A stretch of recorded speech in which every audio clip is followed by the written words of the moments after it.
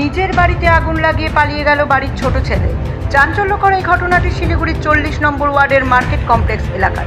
জানা গিয়েছে শনিবার সন্ধ্যায় বাড়ির উনানে আগুন লাগিয়ে দেওয়ার পাশাপাশি নিজের ঘরেও আগুন লাগিয়ে দিয়ে পালিয়ে যায় বাড়ির ছোট ছেলে, আর এতেই পুড়ে যায় ঘরের একাংশ। আগুন দেখতে পেয়ে ছুটে আসে পাড়া প্রতিবেশীরা। খবর দেওয়া হয় দমকল ও ভক্তিনগর থানার পুলিশকে।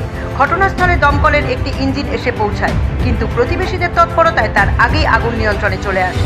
জানা গিয়েছে গোটা ঘটনা খতিয়ে দেখছে পুলিশ। ছেলেটির মা লক্ষ্মী বিশ্বাস জানিয়েছেন, কয়েক বছর আগেও বাড়িতে আগুন লাগিয়ে দিয়ে পালিয়ে যায় তার ছোট ছেলে। এমনকি নেশা করে এসে প্রতিনিয়ত বাড়িতে অত্যাচার করে এই ছেলেটি।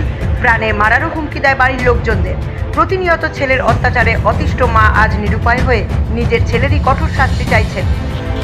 বাবাকে মারছে, বাবা হসপিটালে ভর্তি ছিল, দাঁত ভেঙে দিচ্ছে, তারপরে একবার মাথা ফাটাই দিল। সেদিন মায়ের একদম নাক টাক দিয়ে রক্ত বার করে দিল। ওর হলো আমরা আমার বড় ছেলের সাথে বউয়ের সাথে আমাদের যোগাযোগ আছে। কি জ্বালিয়েছে? বিছনা পাটি যা একটু দেখান। আপনার ছেলে কি নেশা করে? আমরা ওর ছেলের বউর সাথে ছেলের সাথে আমাদের সম্পর্ক। ওর এইখানেই শুরু হয় ওর অশান্তি। নেশা করে কি? নেশা করে, সবকিছু নেশা করে, দারু খায়,